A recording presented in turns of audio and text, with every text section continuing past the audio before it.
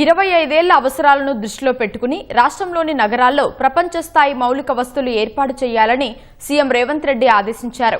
ఖమ్మం, వరంగల్, కరీంనగర్ నగరాల్లో outer ring రోడ్ల నిర్మాణం చేపట్టాలని స్పష్టం చేశారు.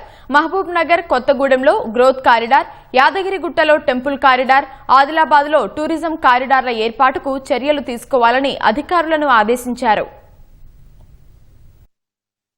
రాష్ట్రంలో మెగా గ్రోత్ కారిడార్ల అభివృద్ధి, వాటి ప్రణాళికలపై ముఖ్యమంత్రి రేవంత్ రెడ్డి హైదరాబాద్లోని ఎంసీహెచ్ఆర్డీ ఉన్నతాధికారులతో సమావేశం నిర్వహించారు. ప్రతిపాదిత మెగా గ్రోత్ కారిడార్ల అభివృద్ధి ప్రణాళికలపై అధికారులకు పలు సూచనలు చేశారు. టూరిజం, టెంపుల్ కారిడార్ల అభివృద్ధిపైన సమావేశంలో చర్చ జరిగింది.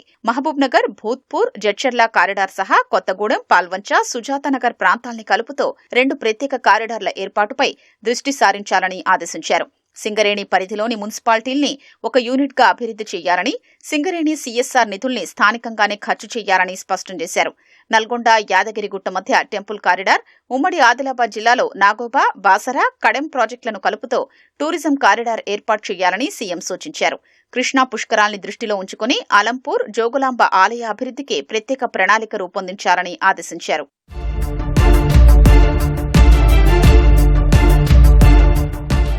ఖమ్మం, వరంగల్, కరీంనగర్ కార్పొరేషన్లకు ఔటర్ రింగ్ రోడ్లు నిర్మాణం చేపట్టాలని సీఎం రేవంత్ రెడ్డి ఆదేశించారు. రాబోయే ఎయిర్పోర్ట్లను దృష్టిలో పెట్టుకుని రహదారుల నిర్మాణం చేపట్టాలన్న సీఎం భవిష్యత్ అవసరాలకు అనుగుణంగా రేడియల్ రోడ్లను డిజైన్ చేయాలని సూచించారు. ఈ ప్రాంతాల్లో అవసరమైతే మురుగునీటి శుద్ధి కేంద్రాలు డిజైన్ చేయాలన్నారు.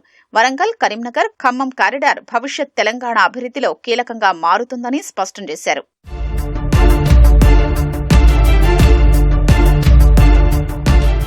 25 ఏళ్ల అవసరాల్ని దృష్టిలో పెట్టుకుని తెలంగాణ నగరాల్ని ప్రపంచ స్థాయి మౌలిక వసతులతో తీర్చిదిద్దారన్న లక్ష్యంతో పనిచేయాలని సీఎం స్పష్టం చేశారు.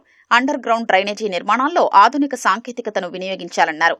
ప్రతి పట్టణంలో ఎస్టీపీలు, వేస్ట్ వాటర్ ట్రీట్మెంట్ ప్లాంట్లు, సాలిడ్ వేస్ట్ మేనేజ్మెంట్ యూనిట్లు తప్పనిసరిగా ఏర్పాటు చేయాలని ఆదేశించారు. సీవరేజీ బోర్డు ద్వారా శుద్ధి చేసిన నీటినే భవన నిర్మాణాల్లో వినియోగించేలా నిబంధనలు తీసుకురావాలని సూచించారు. పర్యావరణ హిత అభివృద్ధిపైన ప్రభుత్వం ప్రత్యేక దృష్టి పెట్టిందన్నారు. ఖర్చు తగ్గించుకునేందుకు ఈవీ వాహనాల్ని ప్రవేశపెట్టాలని, లీజుకు తీసుకునే వాహనాలు కూడా ఈవీలే ఉండాలని సీఎం స్పష్టం చేశారు. మున్సిపాలిటీల్లో సోలార్ ఎనర్జీ ప్లాంట్లు ఏర్పాటు చేయాలని, ప్రతి చోట పునరుత్పాదక విద్యుత్ ఉత్పత్తయ్యేలా చర్యలు తీసుకోవాలని అధికారులకు దిశానిర్దేశం చేశారు.